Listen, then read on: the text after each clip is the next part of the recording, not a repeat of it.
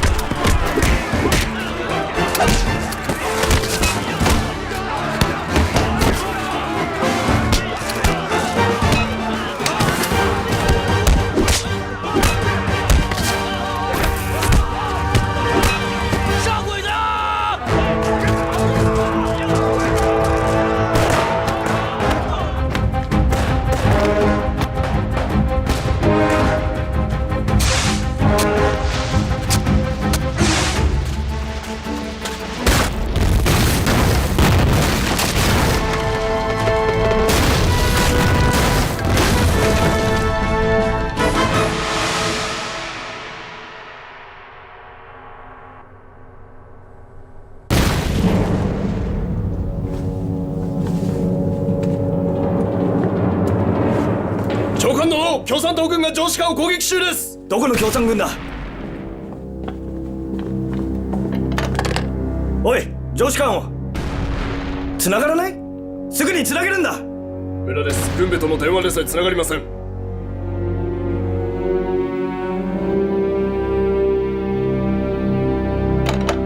すぐに各拠点に連絡し状況を見極めるんだ。要線警備隊に伝え準備を整えさせろ。共産党は必ず要線を攻める。はっ。長官だぞ。どうした？警信扩张。同志们，迅速打扫战场！快！迅速打扫战场！快！这还有2杆枪。迅速打扫战场！那边好。快撤离战场！快点儿！快走，快小心啊！快！都快点儿！快跟上！快！迅速撤离！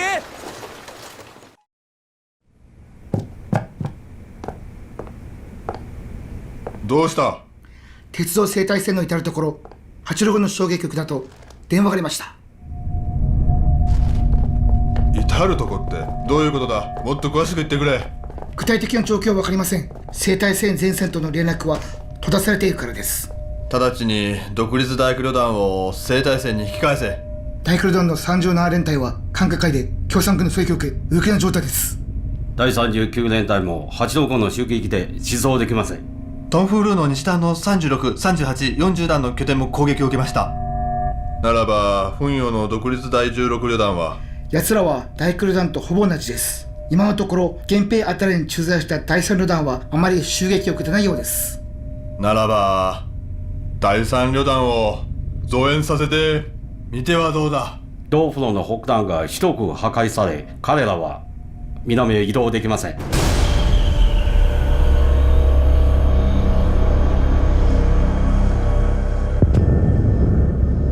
彭总，彭总，来尝尝我的好茶叶。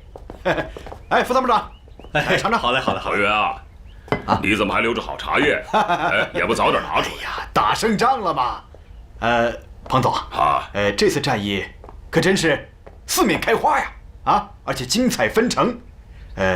咱们到底出动了多少部队呀？哦，你现在把好茶叶拿出来，就是想问我这事儿啊？来，不好说呀。啊？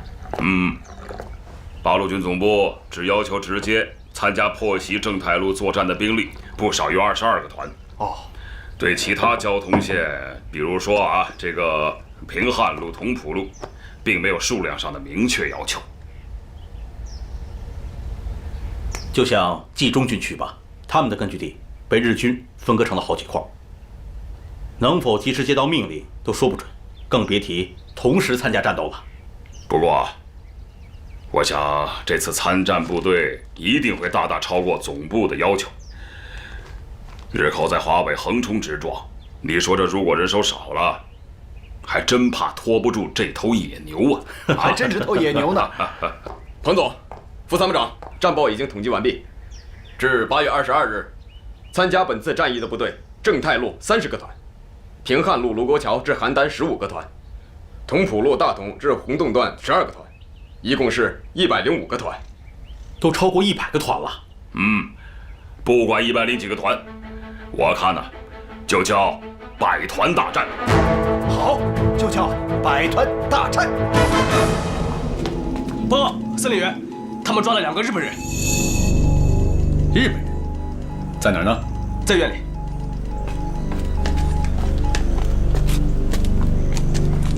刚才不是说2个日本人吗？哪儿呢？就是他们，这是站长的女儿。站长被炸死了，他是罪有应得。去年矿上发生的瓦斯爆炸，这个该死的站长勾结日本矿长，为了保住煤矿好采煤，竟然下令封死了井口，1000多名矿工弟兄都死在井下。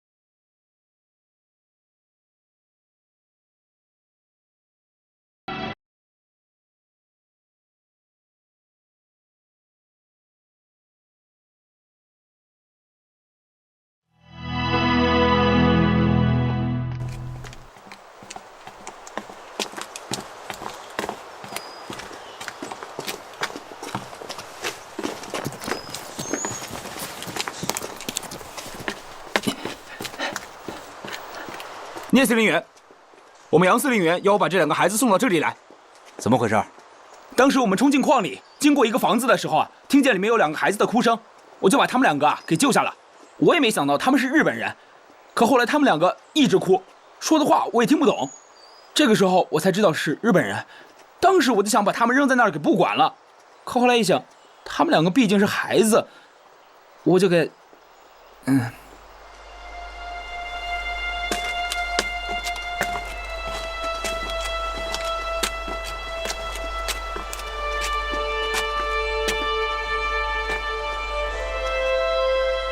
你是井陉矿上的？是，司令员。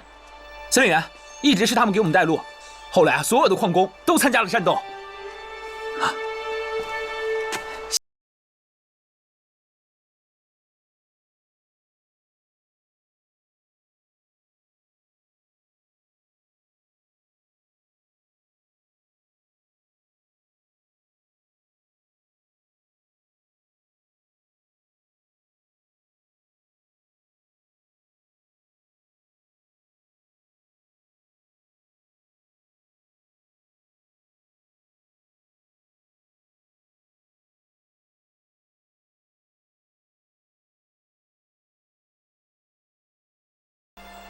你叫什么名字啊？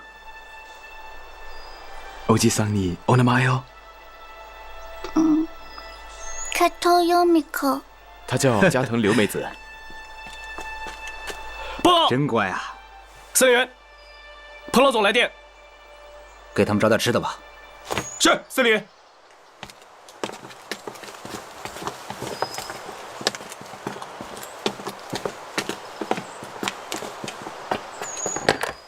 我是聂荣臻。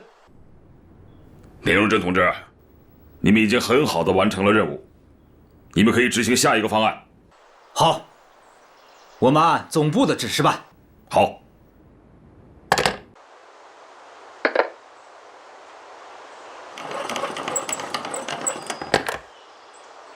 命令第1、2、3、20、15团骑兵团主力1分区特务营和第1、3游击队分区工兵连为右翼部队参加来源战斗。挺进军活动于桃花堡和繁山堡之间，阻击增援之敌。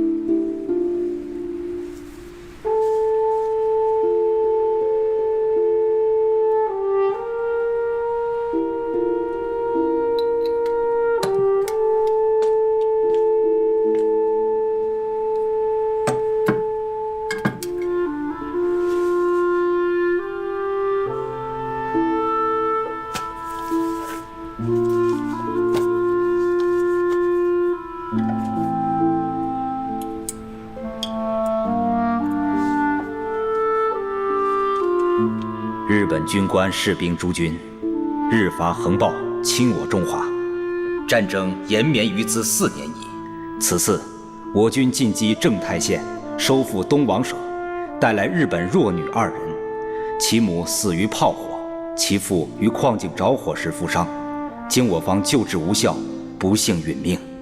于此伶仃孤苦之幼女，经我方收容抚育后，兹特着人送还。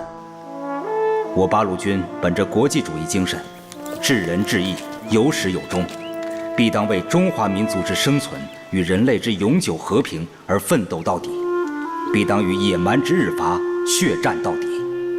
深望君等幡然觉醒，与中国士兵人民齐心协力，共谋解放。聂荣臻，8月23日。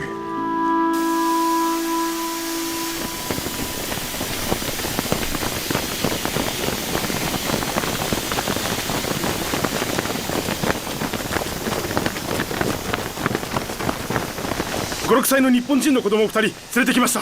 日本人の子供だと。どこだ？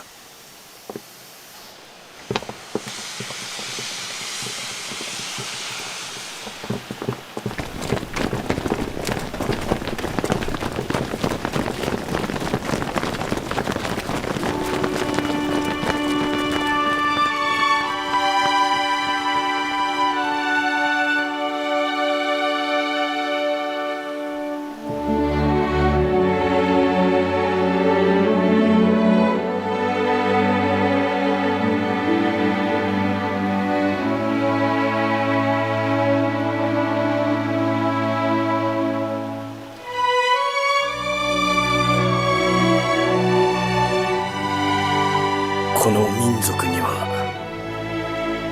永遠に勝てないのかもしれない。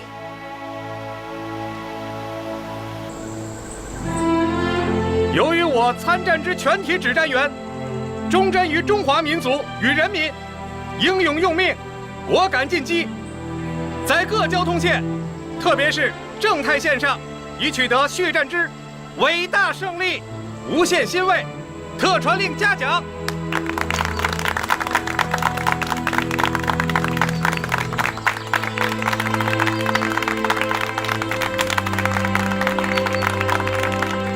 此次百团大战，是抗日以来我们华北战场上空前未有的、自主积极的、向敌寇进攻的大战役，对于全国抗战形势与华北整个战局均有重大意义。百团大战将成为中外战史上最具光辉的名词。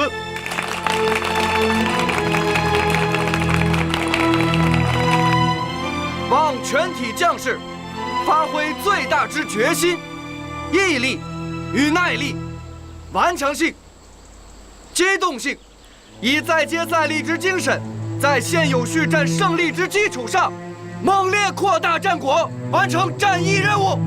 再接再厉，扩大战果！再接再厉，扩大战果！再接再厉，扩大战果！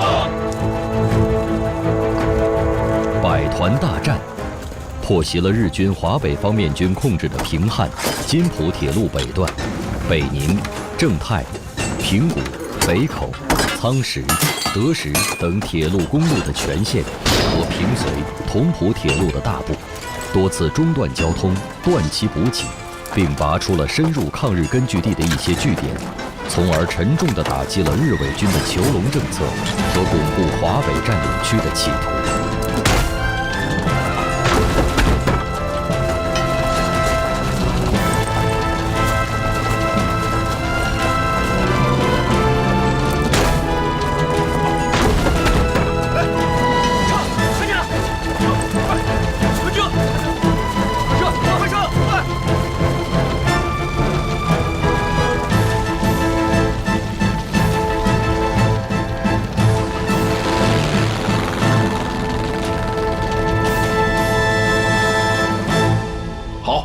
非常好，我知道了。师长、政委，战斗和你们所预期的一样，陈赓和陈锡联的宝压中了。征台路现在是既没有铁，也没有路了。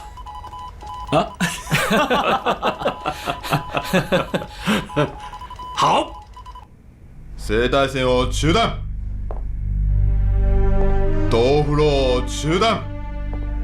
分離路も中断。兵艦線を中断させてはならん。兵艦線では河北での重要な通路だ。線路の安全輸送を確保せねばならん。事実上兵艦線の運行中断はもう5日目になります。何 ?8 月20日から今日まで兵艦線の沿線は8路後に零隻240回襲撃を受け、そのうち橋梁破壊19回、線路破壊67回、駅舎攻撃12回、通信施設も142回破壊されました。各警備隊も全力を尽くしました。我々は全く想像できず、残念ながら結局相手の攻撃を阻止できませんでした。なんてことなんだ。あんな粗末な装備で訓練もされていない軍隊がこんなに強い戦力を持っていたとは。どういうことなんだ。そうです。共産軍のゲリラ戦術は非常に巧みだと聞いておりましたが、大規模集団攻撃もできるとは知っておりませんでした。共産軍の編成が小さいですが、競争指揮官は豊富な軍事経験と相当高い指揮能力を持ってます。今まで八路軍の総兵力が10万人を超えないと我々の判断力は明らかに間違っていました。それと奴らの組織力と負けじ魂も我々の想像以上でした。確かに八路軍は質でも量でも家屋戦場の主力となっている。だから我々は戦略を練り直し、共産軍を今後の軍事上の主敵とするのだ。いいか、分かったか。はい。戸田司令官に打点せよ。私は北営に行って面談する。百团大战，我们八路军把日寇打瘫了，打懵了。但是敌人并不甘心失败，他们调集了华北方面军第1军、驻蒙军和华北方面军的直辖部队，并从国内抽调兵力，新编组了一个101混成旅团，对我抗日根据地实施报复性的扫荡。这其实是日军作战的一个规律，每次失败之后必然出兵报复，失败的越惨，报复的越凶，而且常常是败兵刚刚收队，企图趁我抗日军民消化胜利果实的时候，打我们一个措手不及。所以啊，日寇的这次扫荡，一定比以往更加残酷。经过2个月的战斗，我们各个部队都相当的疲劳了。但是在这个时候，我们就更应该发扬连续作战、不怕牺牲的作风，保卫抗日根据地。总的部署是这样的：平西地区的反扫荡作战应以游击战为原则，消耗疲劳敌人，但不做大的决战。129师应以不少于3个团的兵力逼近正太路，120师以4个团的兵力破击雁门关南北之同蒲路，冀中军区应以有力部队破击平汉路。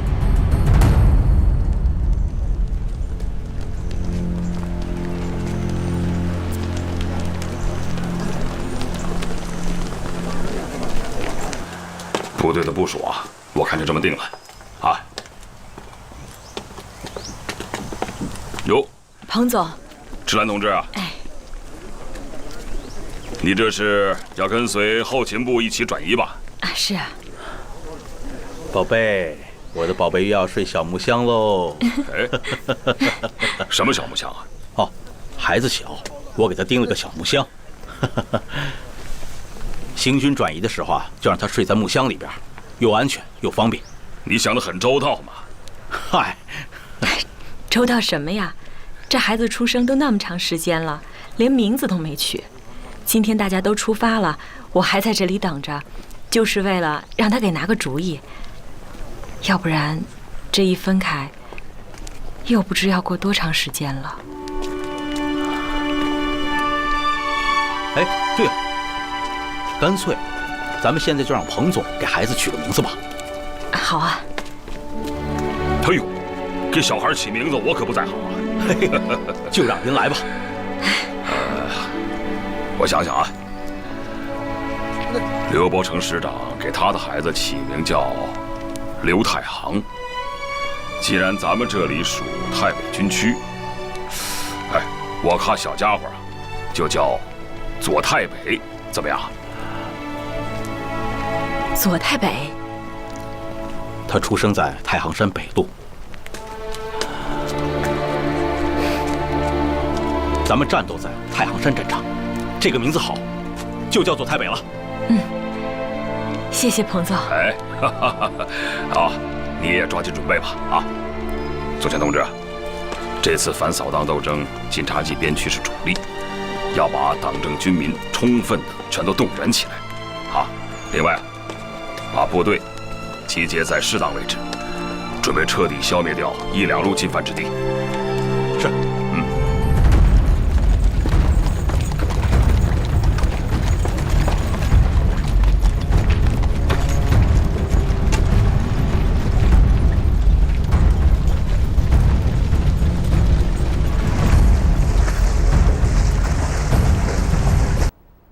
讲讲你的看法。魏总，这一仗确实打得很好。好在哪里？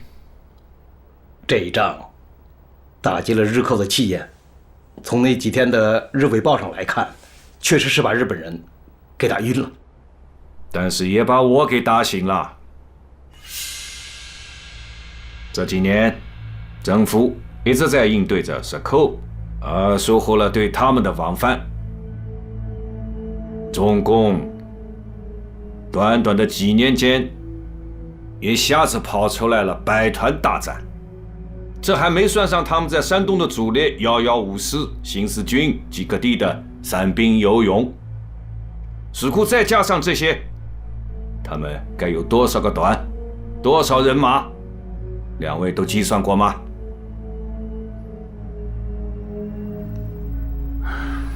大概有40、50万吧。魏总，您再下一个限制令。限制令，我是要下的。短短几年间，他们有几万人，就变成了几十万人。如果抗战再有个3年，那他们不就是有100万之众了吗？不过，考虑到美国的对华援助，这个限制令我已经不好再下了。健身，在，这件事就由你去办吧。是，听委座安排。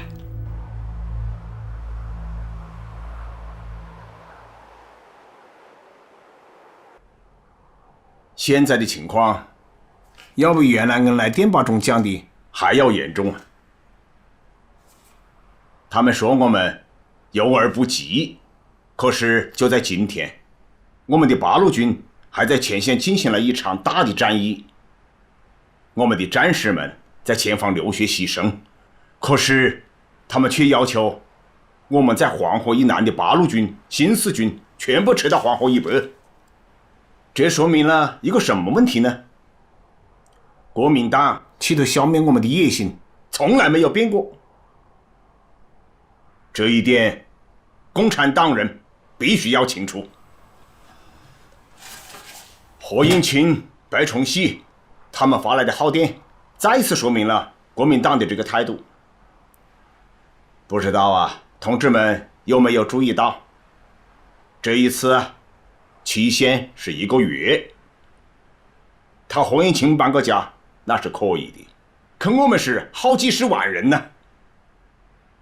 这又说明了另外一个问题，我们的老对手这次可是下了大的决心了。所以我们要认识到这个问题的严重性，必须告诉全党，国民党的又一次反共高潮已经开始。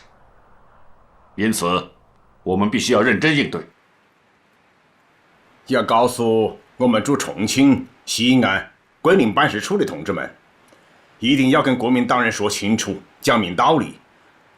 剿共则亡国亡党，投降啊，老蒋一定崩溃。在必要的时候啊，也一定要把我们的同志们给撤出来，因为他们什么事情都做得出来的。主席，根据他们的号电，咱们是不是该给点回应啊？国民党军事委员会参谋总长何应钦、参谋次长白崇禧并称蒋委员长，八路军、新四军遵循国策，服从命令，坚持抗战是唯一任务。4年来，抗击众多敌人，收复广大失地，其战绩为国人所见。为委座明令嘉奖，最近百团大战又受委座勉励。皖东皖南战役粉碎敌之进攻都是事实，怎能称自行行动？关于战区问题，其在华中敌各部所属地方，是人民反敌寇、保卫家乡而组织的，北调将更失去民心。关于编制问题，八路军、新四军孤悬敌后，要战胜敌人，达成统帅部所负战略任务，必须唤起民众组织游击队，同时这也是编制脱离任务造成的。至于破坏行政范围，是由于八路军、新四军50万之众仅领4、5万人心饷造成的。但为顾全大局，对江南部队遵循北移，选请放宽期限，以求做好解释再行调动。对于江北部队，因是遵循委座庐山讲话和告同胞书而组织的抗日武装，为保证完成抗日任务，应给予八路军、新四军扩大编制，增加定额，补充粮饷及医药。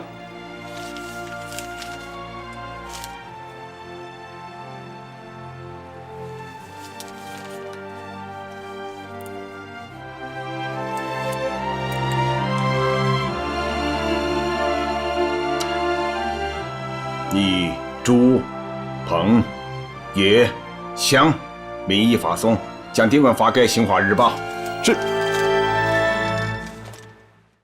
此乃抗战关键时刻，日军正在加紧策动中国投降，国内也有人在策动反共摩擦高潮，为投降扫清道路，以内战代抗战，以投降代独立，以分裂代团结，形势极危，希望坚持团结抗战的国策。立即呈送横琴白崇禧，并在《新华日报》上发表。两位对这份东西有什么看法？他们已经服软了。魏总，那下一步？一步步变。朱老总，您看，又是一份号电，新四军开赴长江以北，8路军撤到黄河以北，仅限1个月。走，去杨占领。请。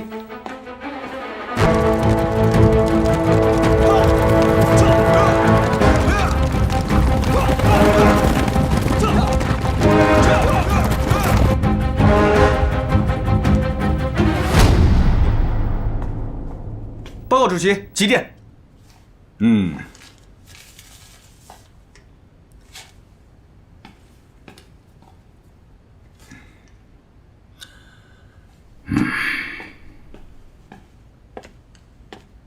再加上这个，主席，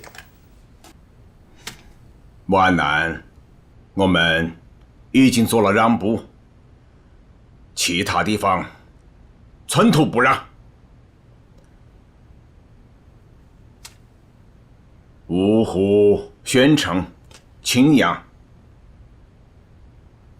这宽不过180公里，纵深呢也不过50-60公里，这是一个危险的地带。主席，依据收到报告，顾祝同从抗日前线抽调3个师，正在向新四军军部运动。那日军有什么反应吗？正在密切监视。几点？新四军军部命令所有的皖南部队在12月底全部转移完毕。是。第52师、108师为右翼，展开于统领、泾县、水济桥、丁家渡一线，向戴家汇、3里店、听潭进攻，而后向繁昌发展。是。以第40师、114师、新编第7师为左翼，展开于湾滩、茂林、苏口、包村、乔木湾、钱家湾一线，向云岭、河湾、沙土角进攻，而后与右翼协同向长江南线、旧县、底港、八梗头方向发展。是。79师和62师于廊桥和37镇之间设立阻击阵地。是。12月31日前完成作战准备。是。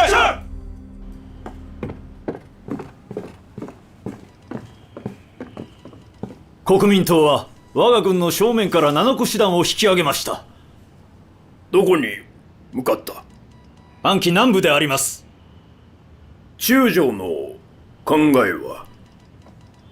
高みの見物と参りましょう。ずっと待ち続けるのか？目先のことしか見えず、自分が狙われているのもわからぬ哀れなカマキリであります。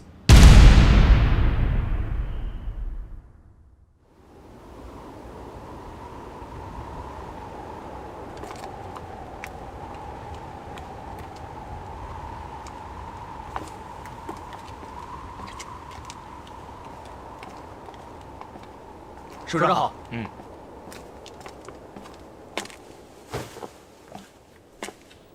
主席，周老总，收到新四军的电报，他们开始动了，但是没有湘北。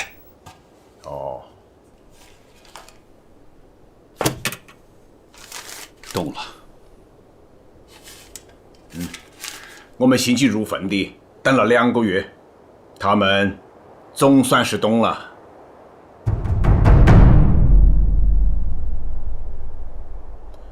不管怎么说，懂了就好。让他们想白，国民党会在苏南布下口袋。有这个可能。 1941年1月4日，新四军军部集驻皖南云岭地区部队的北移行动开始了，显然为时已晚。国民党第3战区已经对新四军军部完成围剿部署，约8个师，8万人枪，在云岭周边布下了一个大大的口袋阵。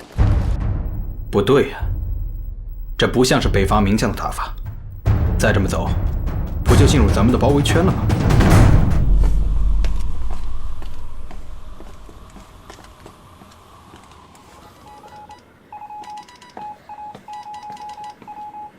有什么消息吗，老总？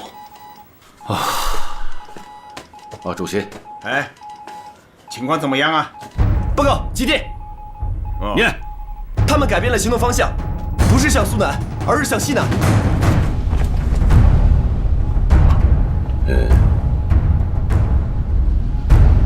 这里太明显了。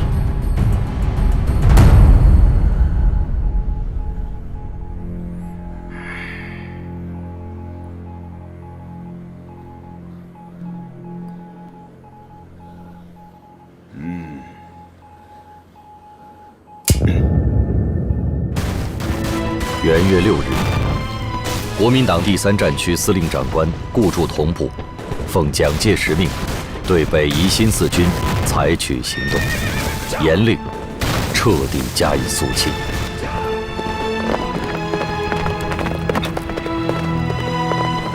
冲啊！一代北伐名将，一腔报国热忱，国运乎？时运乎？不公可忍，不平可忍，唯同室操戈，兄弟相残不能忍。叶挺将军的命运遭际，令人唏嘘悲愤。皖南事变悲剧，激怒了国人，也震惊了世界。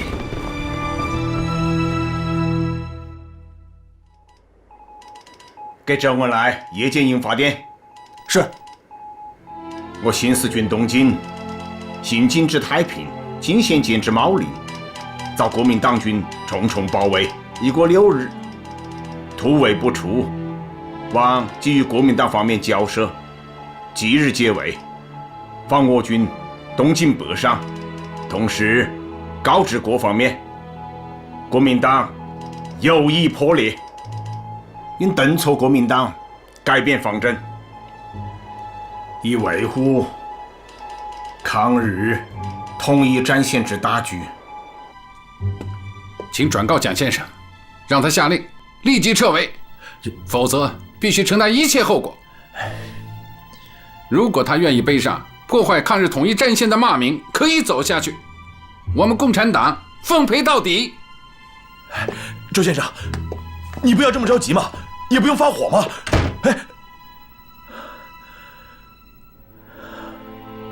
我就是要发火！我告诉你，上官云相，这绝不是误会，你们早有预谋。有一点你们必须清楚，你们现在围住的只是新四军的军部，新四军还在，八路军还在。我同意刘少奇、陈毅12日的来电。苏北准备包围韩德勤，山东准备包围沈鸿烈，限他们10日之内准备完毕，待命攻击，以应对蒋介石准备歼灭我皖南新四军9000人的计划。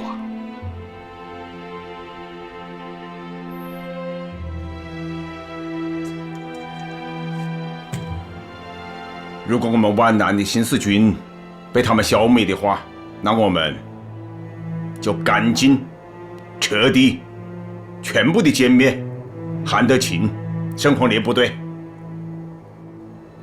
彻底解决华中问题。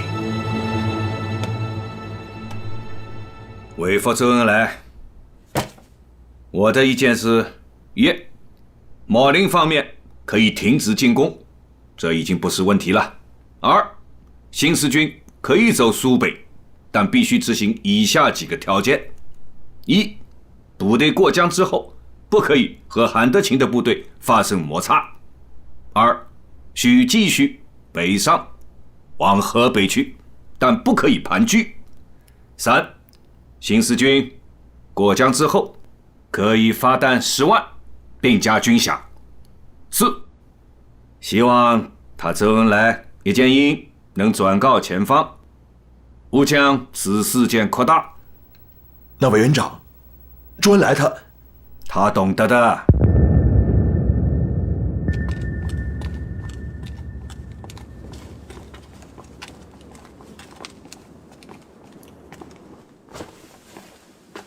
主席，刚刚收到周恩来董秘书发来的电报，白崇禧准备对桂林八路军办事处动手，对文化界也要进行镇压。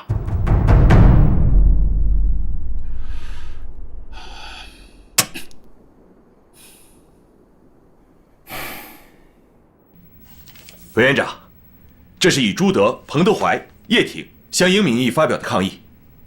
朱德、彭德怀、八路军都出面了。苏联大使馆已经召回我们，他们的大使想面见委员长。是吗？苏俄向来对我中华民国的内部事务都很感兴趣啊。遵照毛泽东同志的指示，我已经第2次向蒋介石交涉，要求他们立即撤围。可是前线到现在还在打着。Тогда мы обязательно прекратим поставки оружия. Вы на меня можете полностью надеяться. Я имею влияние на процесс. 都不要想吓唬我们，什么美国佬、俄国佬，都不要想插手我中国的事业。共产党只为抗日存在，也可以发展，但是不可以做大，这就是底线。谁要想突破这个底线，我将动员党政军逼其就范。我要做如下调整：任命汤恩伯为瓦泊区总指挥，任命王忠廉为鄂中区总司令，冯治安为湘西区总司令。开始进攻限期2个月。另外，对外宣布新四军是叛军，撤销其番号，军长叶挺革职，交由军事法庭审判。副军长项英捉鸡缉拿，归案讯办。新四军皖南突围部队9000余人，在顾祝同部约8个师、8万人的围攻下，除2000余人突围外，其余大部壮烈牺牲或被俘，军长叶挺被扣押，副军长项英遇害。叶挺自此开始了漫长的国民党监狱生涯。快点，走，跟着我们，跟着我们，等什么呀？别走，快走，快点，快跟上我们，快点，快走，快点，快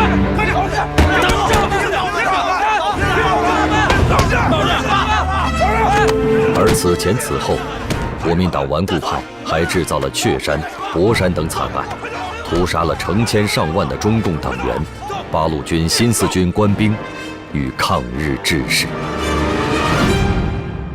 亲者痛，仇者快。关键他们掩盖事实真相，欺骗国人视听啊！那就揭露他们。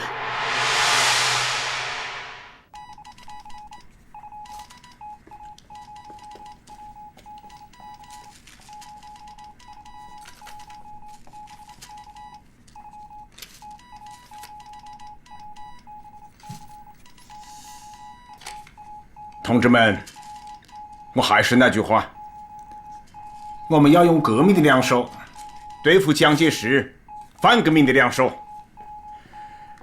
一方面命令边区的一切部队做好准备，应对国民党的进攻；另一方面3句话，还是统一战线，还是团结，还是抗战。毛泽东的话说得好，还是统一战线，还是团结，还是抗战？这是何等之胸怀，这是何等之气概，这是中国人民在黑暗天空里的彩虹，这是山雨欲来前的雷电。把皖南事变真相公开信马上给蒋介石，一定要明确地表示，我们要求释放叶挺。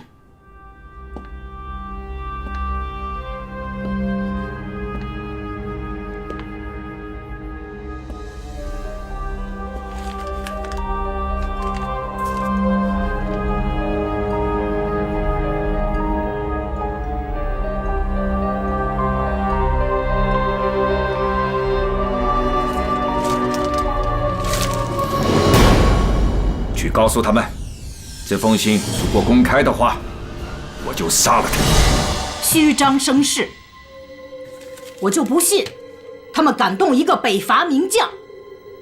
这说明蒋是怕我们公开这封信，我们就是要公开，不但在国内，还要在全世界。斯诺，你能帮这个忙吗？我是中国人民的朋友，更是中国共产党人的朋友。现在，中国共产党人有困难，我当然很想帮助你们啊。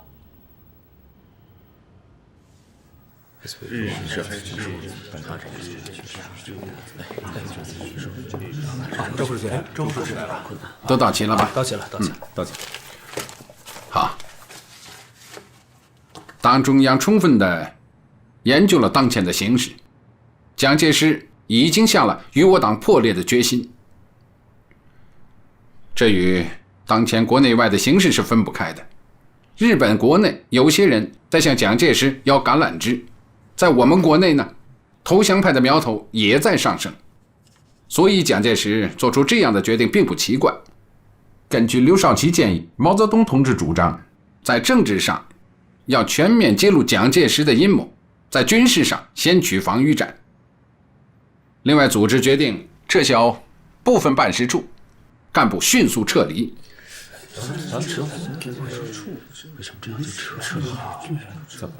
党中央决定，重庆方面，我建议董老、英超近期离豫。非党干部迅速向南洋及海外撤离。新华日报怎么办？新华日报是党的喉舌，在重庆乃至全国都有很大的影响力，不能停。但是要压缩版面，每天只能出半版。留守人员要加强气节教育，销毁电稿、密码、文件。至于什么时候撤回延安，等中央通知。另外还有一件事情，你们军事组起草的新四军皖南部队惨被围歼的真相，我已经看了，可以发了。要让重庆知道真相，特别是民主人士要知道真相。同时要动员文化界人士迅速撤退到香港。1941年1月25日，保卫中国同盟在新闻通讯中以坚持统一战线为标题，详细说明了新四军被袭击的经过。斯诺的文章在国内外各大报纸转载，引起巨大反响。周先生，最近我看到新四军皖南部队惨被围歼真相的报道后，我心里一直担心，国共合作会不会就此破裂，联合抗战会不会就此夭折呢？抗战到底是中国共产党永远的主张，只是我们现在在争取时机好转，同时要准备应对更坏的局面出现。至于抗战能不能坚持下去，那不是蒋介石一个人能决定的。如果抗日战争离开了中国共产党，那我们民族的解放是不可能的。在这里，我想转告黄炎培先生的一句话：不论事情的经过之是非，当局如此错知是完全错误的。希望大事化小，小事化无。现在就连杂牌军和地方有势力的人，他们都认为，如果解散了新四军，就是解散共产党武装力量的先兆。所以大家都对共产党表示同情。同时也对蒋介石有些恐慌啊。你们的担心不是庸人自扰啊！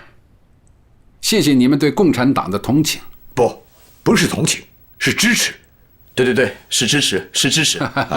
那就更要感谢你们的支持。应该的，应该的。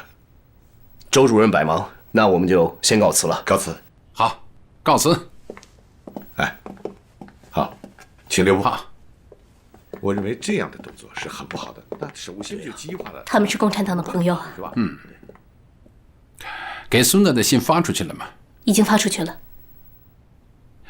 要争取美国的朋友，让他们去影响美国政府。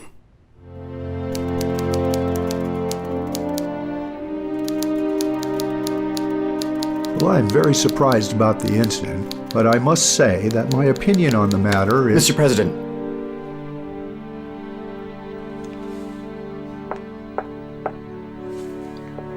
I'm glad to meet you, Mr. President. I'm sorry, you probably haven't adjusted to the time change yet. It's my honor, Mr. President.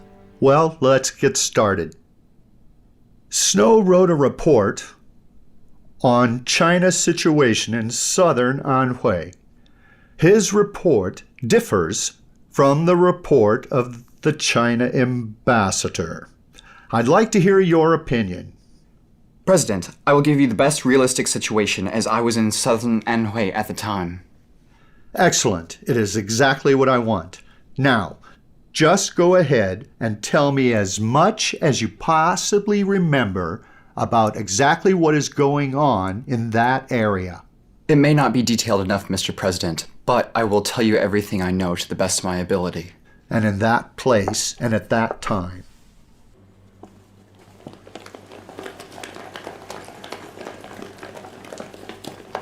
Mr. Prime Minister, do you have any comments regarding the new Fourth Army incident? Let the British ambassador to China tell Chiang Kai-shek, civil war will only strengthen Japanese attack, which is something the British Empire does not wish to see.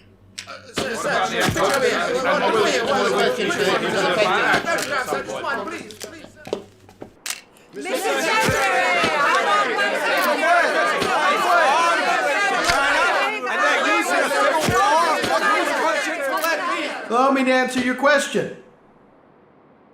If China decides to restart the Civil War, Chongqing will not receive any financial aid from the United States. Thank you. That's it. No more questions. Я хочу, чтобы ясно дали понять националистическому правительству Китая, что Советский Союз не хочет видеть гражданскую войну в Китае.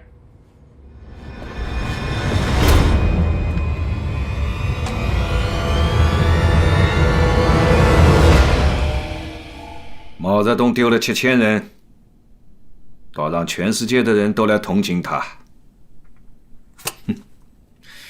这就是政治。校长，我们没有打是对的。目前就军事而言，据我可靠的侦查，八路军已经做好了全面反攻的准备。另外，据我最新的情报，他们新的新四军军部就要宣布成立了。如果现在要打的话，这件事暂时先放一放。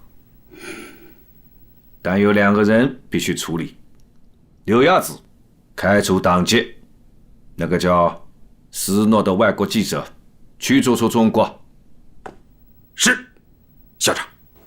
中共中央革命军事委员会关于重建新四军军部的命令，任命陈毅为新四军代军长，张云逸为新四军副军长，刘少奇为政治委员，赖传珠为参谋长，邓子恢为政治部主任。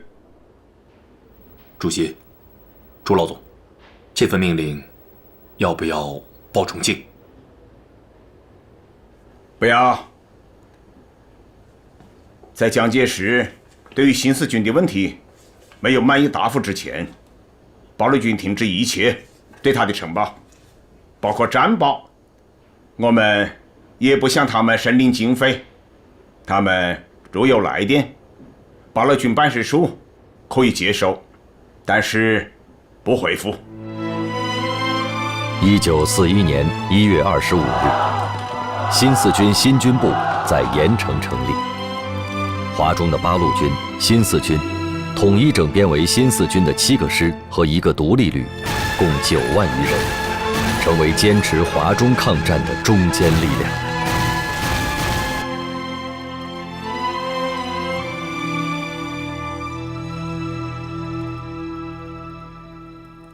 第一，悬崖勒马，停止挑衅；第二，取消1月17日的反动命令，并宣布自己是完全错误的；第三，承办皖南事变的祸首何应钦、顾祝同、上官云相3人；第四，恢复叶挺自由，继续任新四军军长；第五，交换新四军全部人马枪支；第六，复削皖南新四军全部伤亡将士；第七，撤退华中的部队；第八，平回西北封锁线；第九，释放全国一切被捕的爱国政治犯；第十，废止一党专政，实行民主政治；第11，实行三民主义，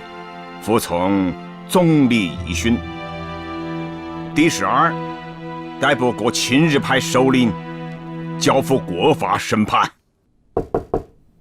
进来。委员长。啊，张总啊，坐下来讲，你总算来了。我一直在等你啊。委员长，这件事情没办好，实在不好意思。这也不完全是你的错。现在我想到了，我们是应该坐下来谈谈。听委员长的意思，比方说是和共产党的周恩来、叶剑英谈，还是两党之间的谈？哦，当然，这是很好的方向。不知道委员长您还有什么具体的想法？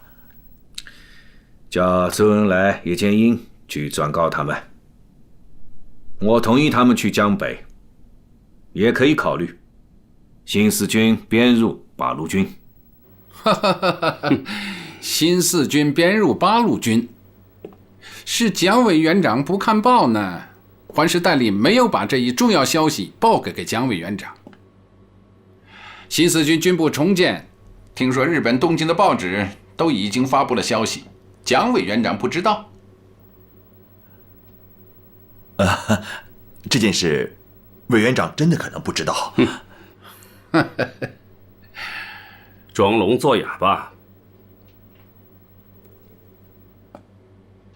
就当他不知道，请张先生转告他，军部已经重设了，并宣布了新任的军长，请张先生代我们声明一下，陈毅是代军长，哪一天叶挺军长回来了，他还是军长，我们郑重声明，蒋介石必须释放叶挺军长。叶剑英同志的话就是中共中央的态度，蒋委员长必须释放叶挺军长，他无罪，新四军也不是叛军。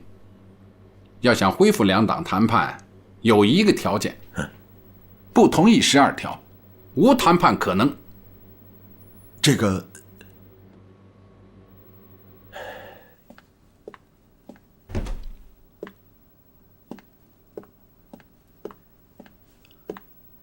魏佐，罗斯福的代表居里提出要见周恩来啊。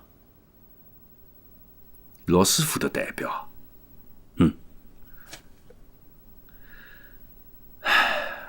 让一个外国人来了解中国目前的政治环境，这不是强人所难吗？他想干什么呢？魏佐，罗斯福想干什么，我们决定不了啊。告诉他，周恩来回延安了。这个恐怕，因为听说是斯特朗向罗斯福传的口信，美国议员比我们清楚皖南究竟发生了什么。比我们还清楚。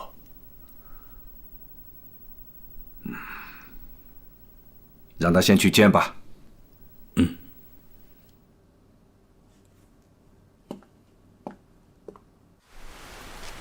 请转告居里先生，中国共产党最担心的，不是我们损失了多少人、多少枪，而是痛心这些力量没有用在抗击日本帝国主义的战场上。这也是罗斯福总统担心的。日本南进最大的阻碍，就是全中国人民团结抗战。如果这种局面被打破，那是罗斯福总统不愿意看到的。正是为了这种团结的大局，我们才全力避免冲突。但是蒋介石不肯放弃反共，不改变反共政策，势必导致中国内战，使抗战停火。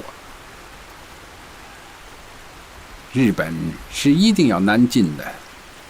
美国赞成中国统一，反对日本。一旦中国分裂，美国将很难援助。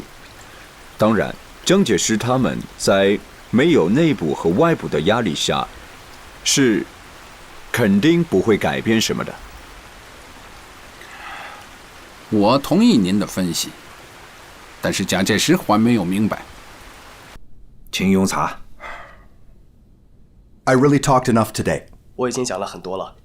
The point that I want to make is that you have to achieve the resolution with the communists. If you don't, there is no way the American government or the American people can continue to support you, either economically or militarily. 有任何的进展。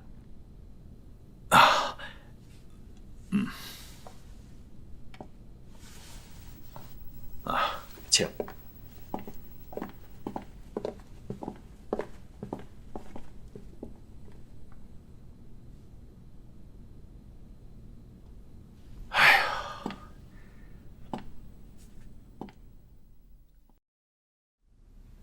外交上，3个大国向我们施加压力。日本人那儿啊，又展开了新一轮的军事行动。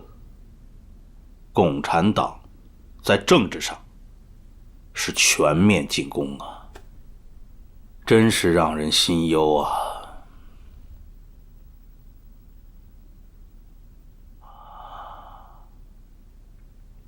我不等他了。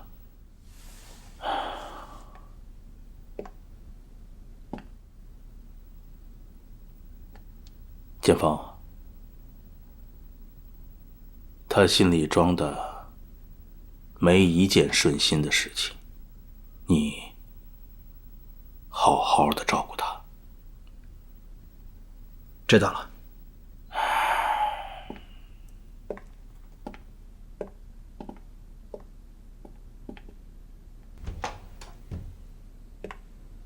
静儿，静儿，哎，刚才是不是子文来过啊？是的。是不是有什么急事啊？哦，没什么事。啊，父亲，你喝水。啊，不用了，放在那里吧。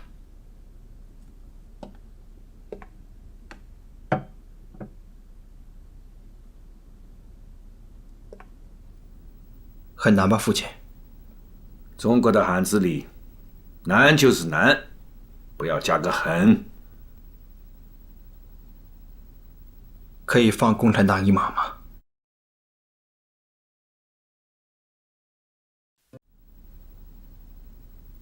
可以放共产党一马吗？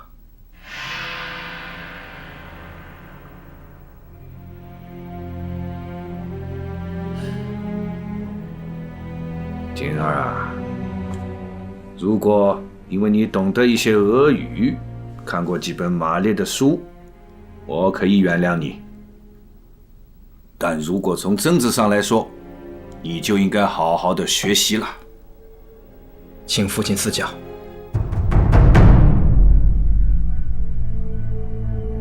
不抗日，亡国；不反共，就是亡党。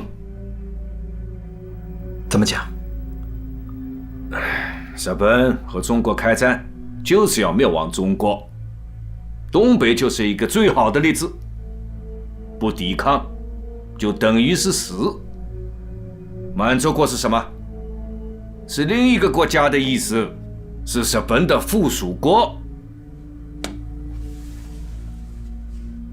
可是共产党和我们打了这么多年，难道你还不明白吗？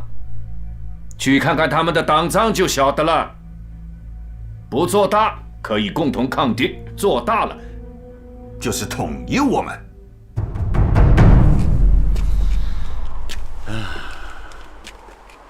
日本人啊，准备在河南动手了。他们集结了7个师团，10余万人，把汤恩伯给包围了。刚从因此啊，并没有坐上关虎斗啊。蒋介石和我们在政治上有斗争，但是共产党抗击日本军队这个方针是不会改变的。所以啊，要通知晋冀鲁豫的前线部队，随时做好准备，打击来犯的日军呢。我同意。朱老总啊，我分析啊，蒋介石在1月17日把反共的高潮推到了顶点，却没有想到招来了国内外的强烈反对，这使他始料未及。我判断，接下来啊，他可能会有所妥协。是的，尤其是民主党派反应激烈，这是蒋介石没考虑到的。加上现在美国人的态度，我想他应该调整一下自己的思路吧。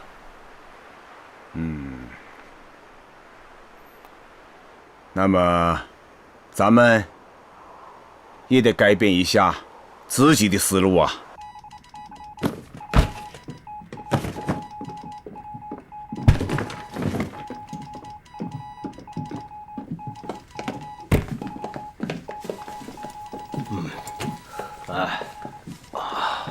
周副主席，起电。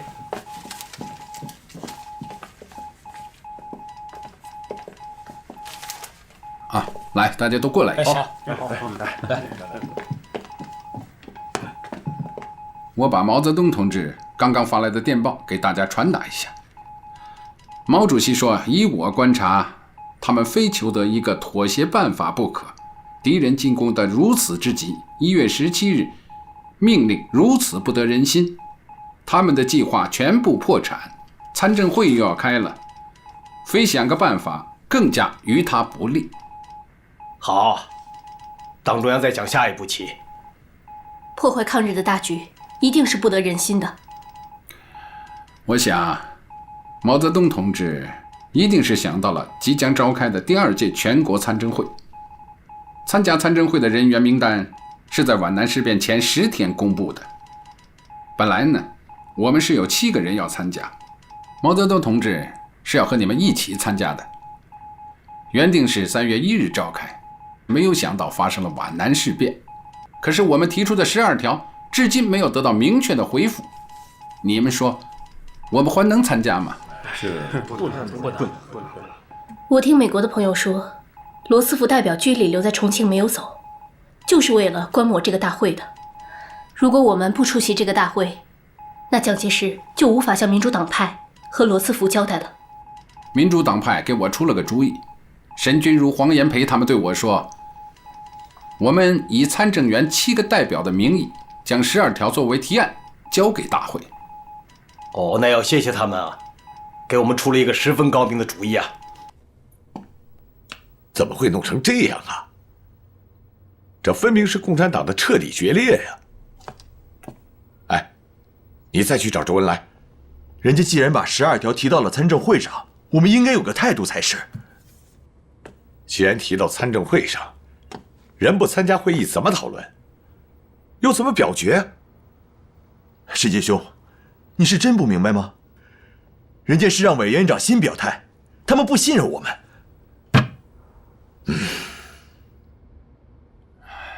王世杰没搞错吧？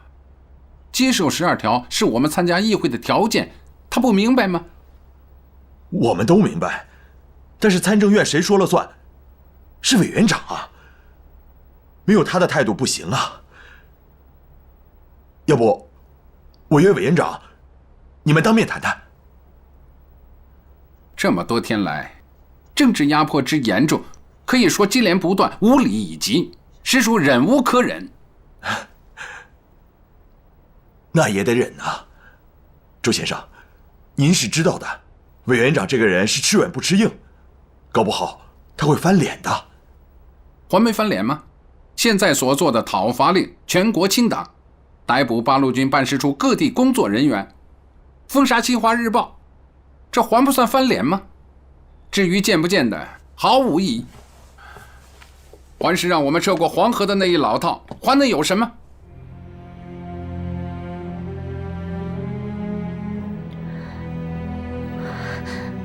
周夫人，我先告辞了。啊，我送您吧。周先生，这些我都会跟委员长说的，但是，我真为你担心呐。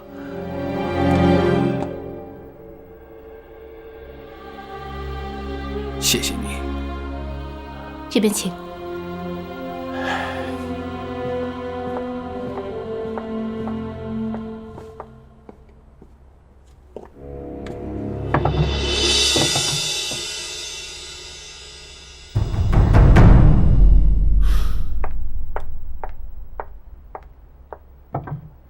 别在这儿站着。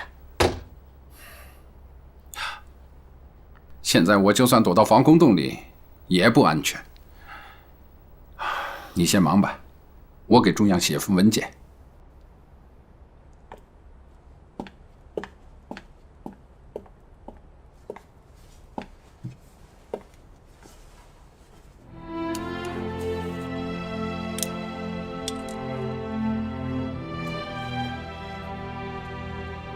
主席，我想目前还不是谈判的好时机，渐渐毫无结果，而且击退顽方的政治压迫，必须动员舆论或中坚力量，故将此事经过参政院来调解是必要的。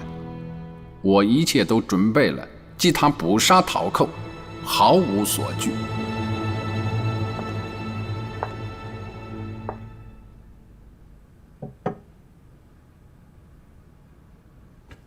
Darling， 报告。进来吧。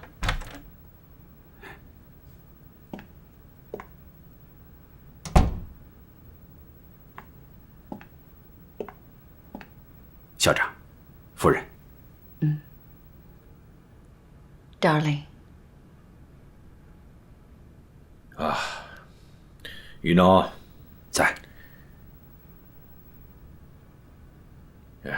于先英走了吗？2月1日就走了，是何总长签发的通行证。现在剩下来的人就是周恩来、董必武，还有邓颖超。另外，《新华日报》每天只出半版。啊。你先下去吧。是。主席，离参政会还有4天了，一直没有得到我们这方面的消息，国民党方面比较着急。今天上午，张冲又找到周副主席，拿出蒋介石的几点意见，希望周副主席向中央汇报。主要内容有3点：第一，军事上18集团军以正规军开往黄河以北，其他游击部队可以留在华中。同时啊，再归还一个军的番号，补新四军的空，归还叶挺和其他干部。边区和晋察冀政权照前议。第二呢，参政会请董必武和邓颖超出席。第三，军事上停止进攻，政治上蒋负责纠正，再不许发生新的事情。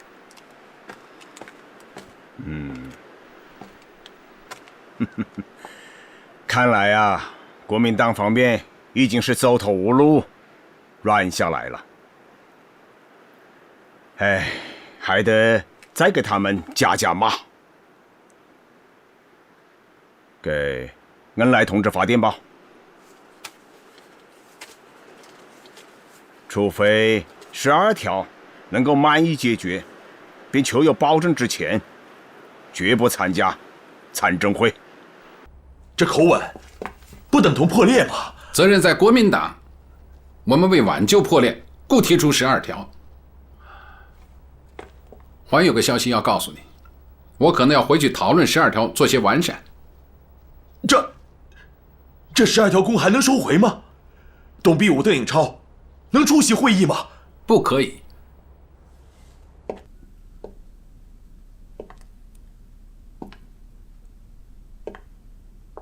看来，让外也必须让内。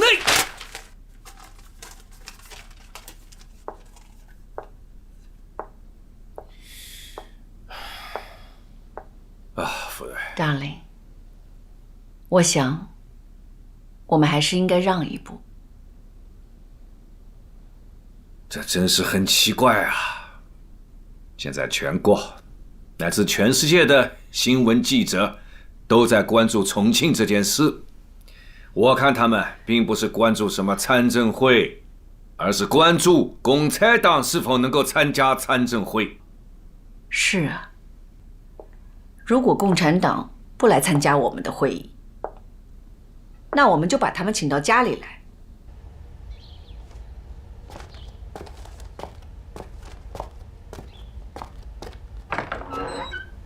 主席，这是八路军驻重庆办事处发来的电报。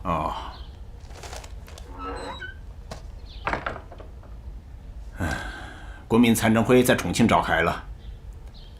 这是蒋介石在大会上讲话的要点。蒋介石在讲话中虽然继续攻击我们中共，但是他不得不向参政会保证，以后绝对不会再有剿共的军事行动了。虽然他不肯认错，但态度明显软化了，这说明我们前段时间的斗争啊，还是很有效果的。他蒋介石的这个发言其实是一种阿 Q 主义啊。骂我一顿，他这个脸上就有面子了，正好可以借此收兵了。这实际上标志着国民党发动的第2次反攻高潮已经被我们击退了。往下来看的话，国共两党的关系将会有一段缓和时期。的确如此，就连宋美龄也要请周副主席吃饭了。他这是在给蒋介石找台阶下嘛。我认为啊，这个台阶我们还是要给他们的。在当前中国的2大矛盾中，中日两国间的矛盾依然是主要矛盾，国内各阶级间的矛盾处在从属的地位。先前蒋介石也曾约见周恩来同志，但都被我们拒绝了。那是因为当时还有许多社会人士并不了解皖南事变的真相。现在事实已经公之于众，在真相大白、人心向我的形势下，确实可以暂停纷争了。我还是那句话，以斗争求团结。我们这个时候也应该顾全大局啊。我们可以坐下来和他蒋介石啊好好的谈一谈，缓和一下对立的空气了。感谢各位光临寒舍，区区小菜不成敬意，来，请。来，我们举杯。请。来，大家尝一尝啊，吃菜。我们有2个月没有见面了，由于忙于参政会的事宜，也不便相见。现在会开完了，情形也缓和了，终于可以聚在一起坐下来谈一谈。来，用餐。委员长，那我们就先讨论讨论新四军事件。政治压迫、房地问题、扩军问题、饷弹未发问题、新华日报问题和中共12条。大家边吃边谈，边吃边谈啊。新华日报在今年2月，由于受贵党特务会报刊等规定，只准印不准卖，每天只能出半版。订户受到特务威胁，不敢去领；报贩怕被追捕，不敢再售。这样对待新华日报，跟封闭报馆有什么区别？居然有这样的事，真是岂有此理！这些事，委员长和我根本就不知情。言论自由，新华日报不是应该受到合法的保护吗？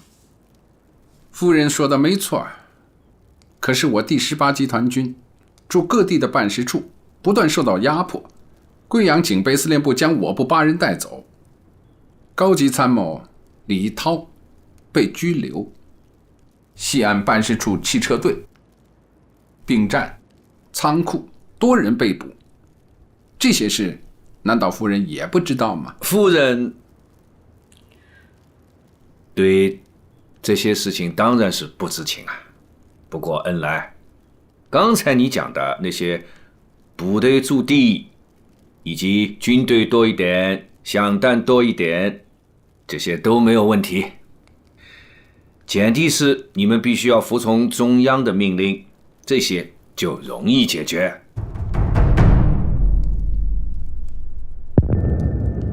周部长、周夫人，那些都应该是下属所为。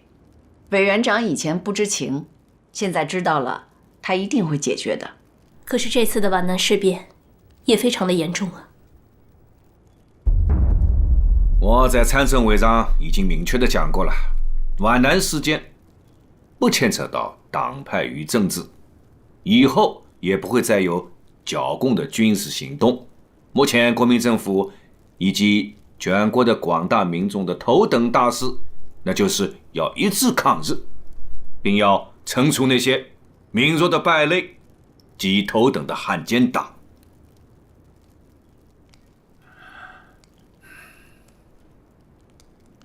至于我们之间还有什么问题没有解决的话，我希望能继续精诚团结，长期讨论。来，请用餐。千古奇冤，江南一夜，同是操戈，相煎何急？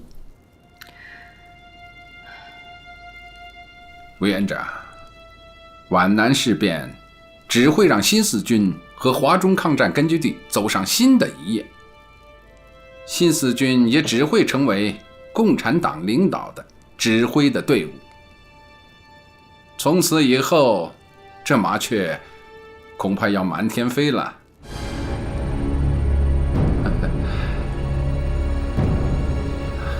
感谢委员长和夫人的盛情款待。来来来，大家干一杯。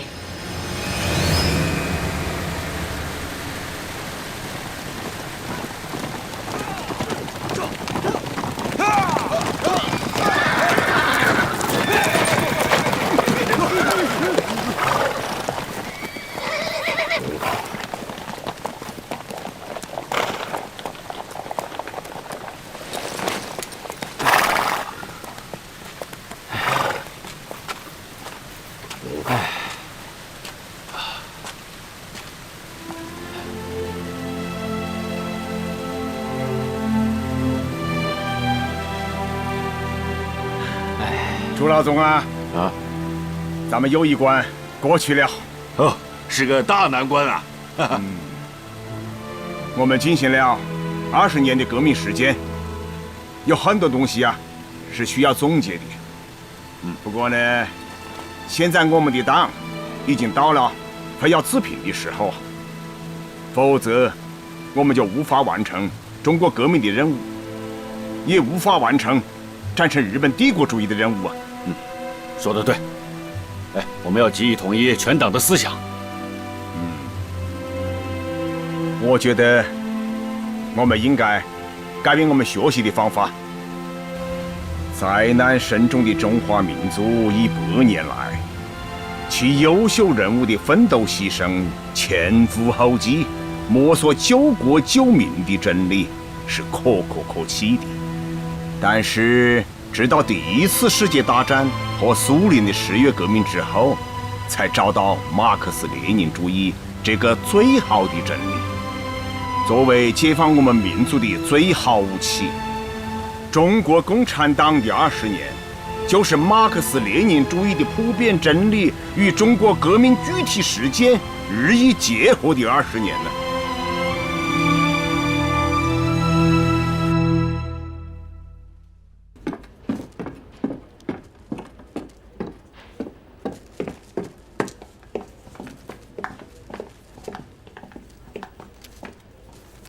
周先生，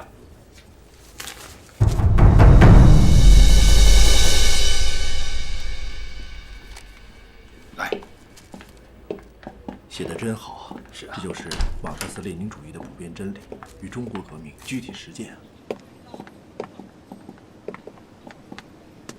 严老板，不是跟你说了，没有十分重要的事情不要来办事处吗？今天可是重要的事情啊！什么事情？昨天我参加了一个酒会，会上有一个喝多了的德国军官，跟国民党的一位官员说，德国最近要进攻苏联。情报准确吗？准确。当时他是用英语说的。这个情报太重要了，要转告中央，即刻转告斯大林同志。好。Herr Stalin, Prosperität und Ihnen alles Gute. Und dass die Freundschaft zwischen der Sowjetunion und Deutschland auf ewig und ewig hält. Желаю успеха и процветания, СССР.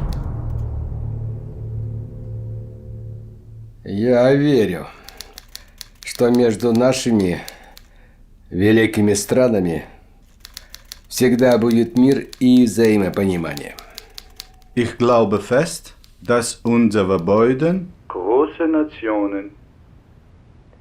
Спасибо за поздравления. Я верю, что наши народы всегда будет объединять дружба. Verbunden bleiben. Danke. Спасибо.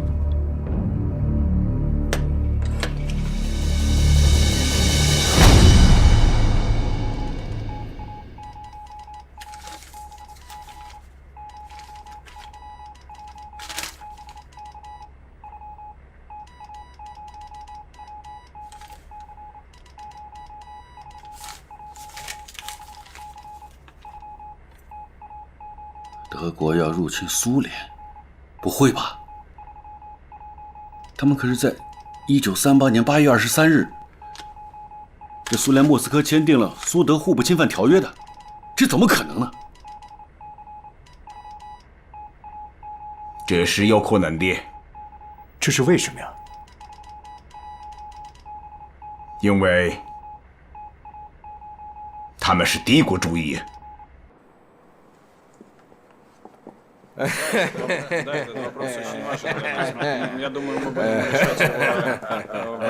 Он всегда рассказывает смешные анекдоты. Товарищ Сталин. Что?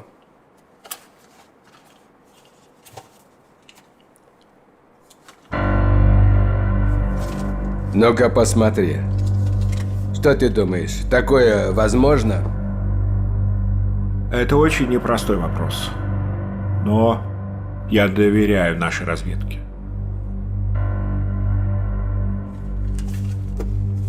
Отправь телеграмму в Пекин. Скажи нашим китайским товарищам, что мы их благодарим за хорошую новость. Есть, товарищ Сталин.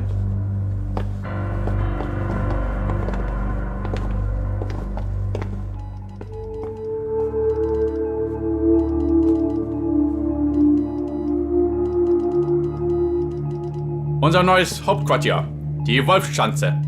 Was halten Sie davon? Mein Führer, ich danke, dieser Name entspricht den deutschen Tugend. Wir sollen die Kehle unserer Feinde beißen. Sehr gut. Genau wie die Wölfe. Nun.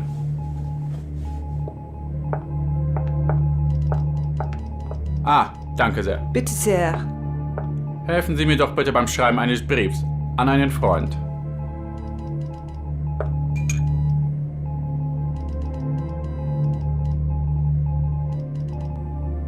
Nach monatelangem Überlegen und Beratungen mit meinen Vertrauten, nach langem Warten, habe ich endlich eine äußerst schwierige Entscheidung treffen können.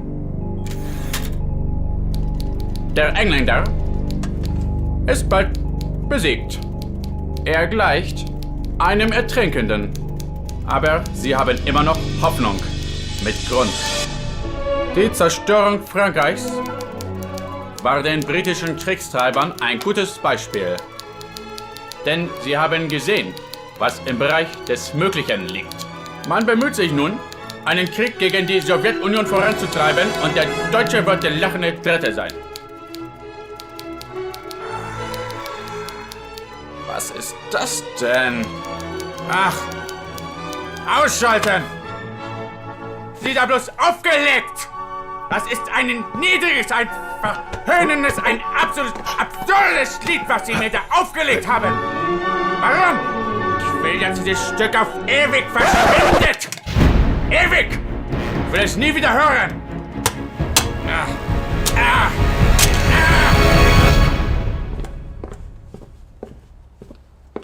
Товарищ Сталин, немецкий офицер, который перешел на нашу сторону, сказал, что Германия нападет на Советский Союз утром 22 июня. Я не верю. Этого не может быть. Я думаю, это какая-то провокация Гитлера. Ты что думаешь, Тимошенко? Товарищ Сталин, надо дать приказ личному составу готовиться к войне. Все войска должны решительно реализовать план сражения. Решительно. Не надо делать поспешных выводов. Мы не можем совершить ошибку, чтобы дать Гитлеру повод для нападения. Все, идите.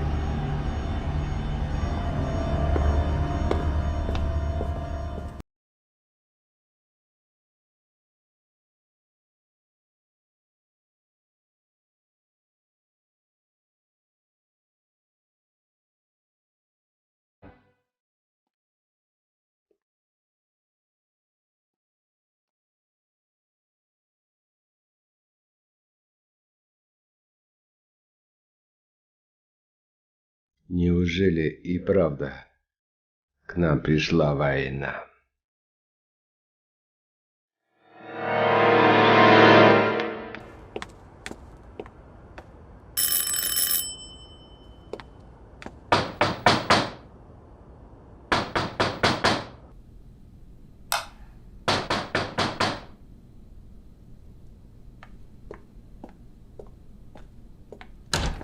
Sta dormendo.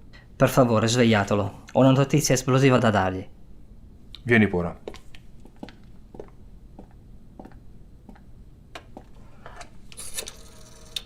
Signore, Ciano vuole vederla. È una cosa importante. Va bene, va bene.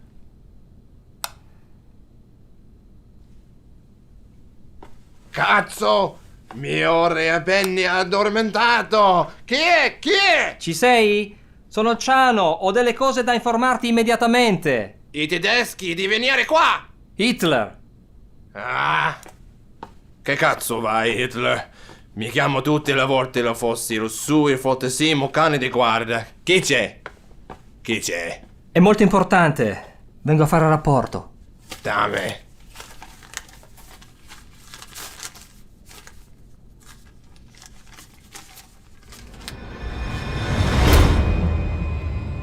Tutte le volte che voglio fare un caso, lui la fa. Hitler invaso l'Unione Sovietica.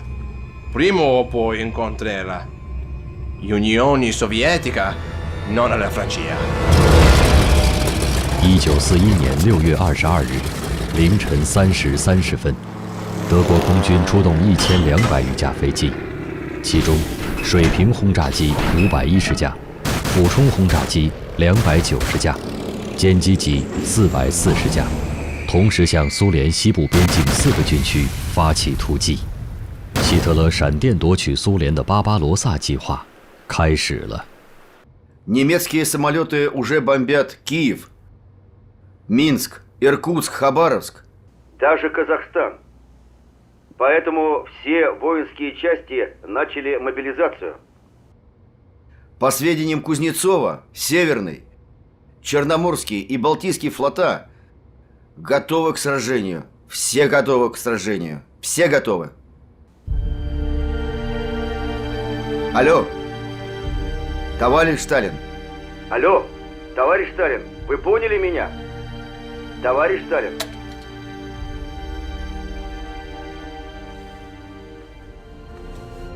1941年6月22日，一个黑色的日子，一个让世界震颤的日子。这一天拂晓，法西斯德国的铁甲履带碾碎了从波罗的海到黑海，苏联1800公里长的边境线，也碾碎了全世界200多个国家20多万期盼和平的人民的心。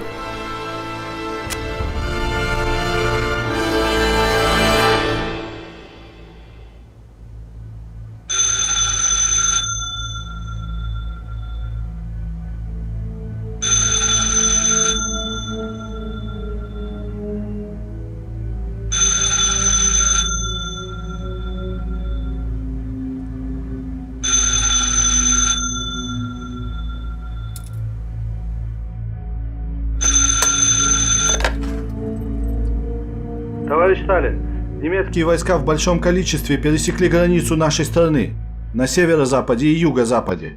Мы видели очень много танков. Мы несем большие потери. Вы меня слышите? Алло, что мы будем делать? В центре мощнейшее танковое наступление. И мы уже несем огромные потери. Алло, товарищ Сталин, товарищ Сталин, алло, алло.1941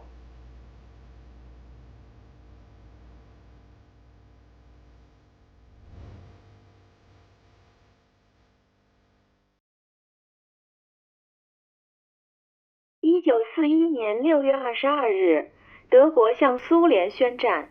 希特勒以300万大军、6000门大炮、4000辆坦克、1000架飞机，对北起波罗的海、南到黑海一线的苏联边界展开了势如破竹的巨大攻势。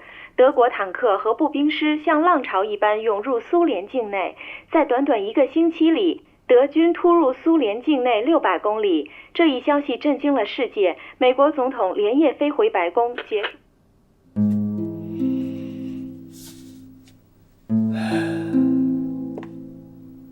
法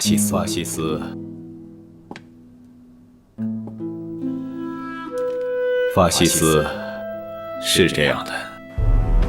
在希特勒的指挥棒下，德军对苏联的进攻3路齐发。北路直指十月革命发祥地列宁格勒，中路目标苏联首都莫斯科。南路则扑向盛产煤炭、石油，同时又是东欧米粮仓的基辅、哈尔科夫和顿巴斯。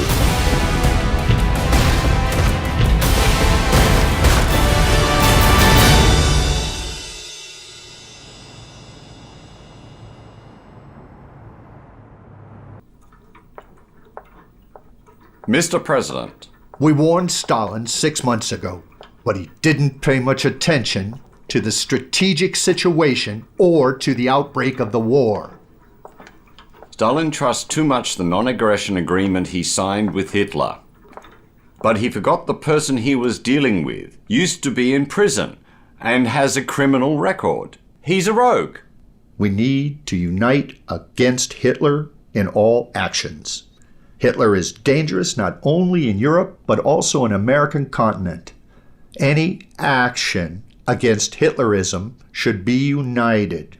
This would accelerate the overthrow of the German fascism ruler and also promote national security. Mr. President, I have a suggestion. Soviet Union, they have deposits in the United States. We froze their accounts since they signed that agreement with Germany. So, do we unfreeze it? Soviet Union needs money now. Unfreeze the accounts. Okay. 苏联最高统帅部向全世界共产党人通电：德国法西斯已经向社会主义的苏联宣战，伟大的苏联红军和人民正在全力抵抗。哼，苏联那么大，谁能一口吃掉呢？我们中国也一样。日本人发动战争的时候，狂妄的叫嚣，3个月解决中国的问题。现在是1941年，日本解决不了我们中国的问题。中国的事，只有靠我们自己来解决。对，靠咱们自己。是啊。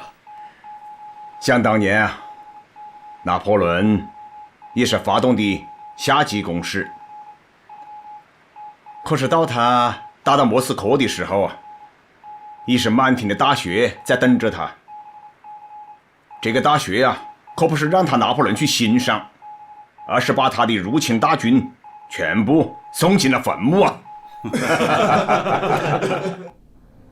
！Я думаю, что 21-ю дивизию под командованием генерал-лейтенанта Попова мы можем задействовать в районе Ленинграда. Вот в районе Балтики, мне кажется, целесообразнее задействовать 25-ю дивизию под командованием генерала Кузнецова. А не могли бы мы использовать 30-ю дивизию Дальневосточного военного округа под командованием Василевского? Дальневосточный военный округ – стратегический резерв армии. Он только для критической ситуации. Когда наступит это время? 30-я дивизия была сформирована для противостояния Японии на Дальнем Востоке. У нас одна палка и 2 волка. Я думаю, нужно дать задание нашим спецслужбам, 4-му отделу. Пусть узнают истинные намерения японцев. Это поможет нам выработать правильное решение. Так и сделай.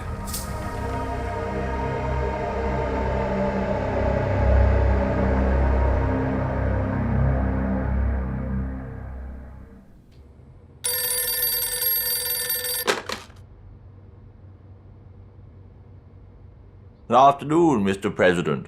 I am sure you are already aware that the Soviet-German war has begun. Yes, the notice we sent to Stalin now becomes true. I would like to state our policy.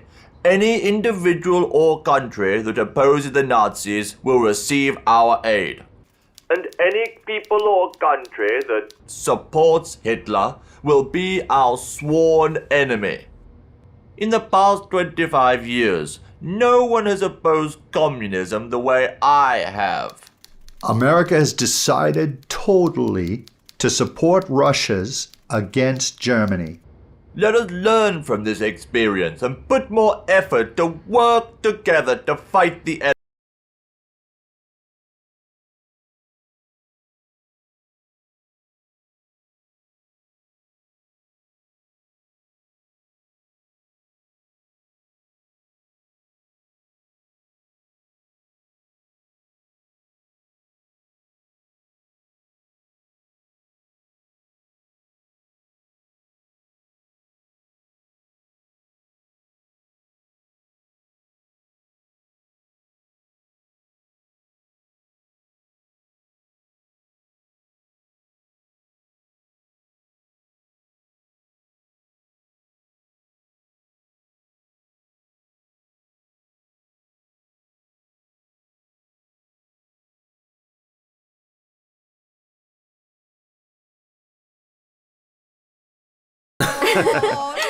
Mada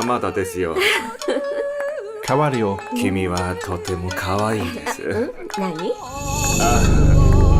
まく言えないですけど、とても可愛いです。あなた日本語が本当上手ね。いやいや、まだまだこれからもっと。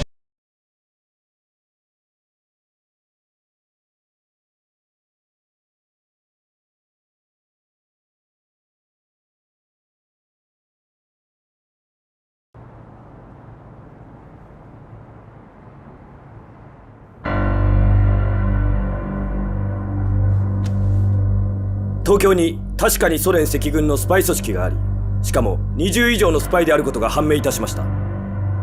憲兵隊にも東京で網を張らさせ、まずはあの外国人たちを引っ張りたいと思います。それでいい。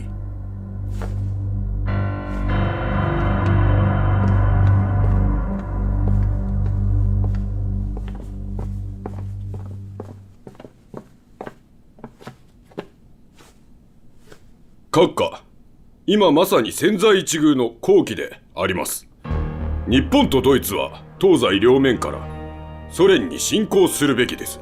ドイツだけでは勝利できません。もし日本が参戦すれば勝利は間違いありません。ソ連に侵攻するべきです。次に米国に侵攻するならそれこそ大量の石油が必要ですが、サハリンにはその大量の石油があります。また満州に直ちに4個師団を追加派遣することをお願いします。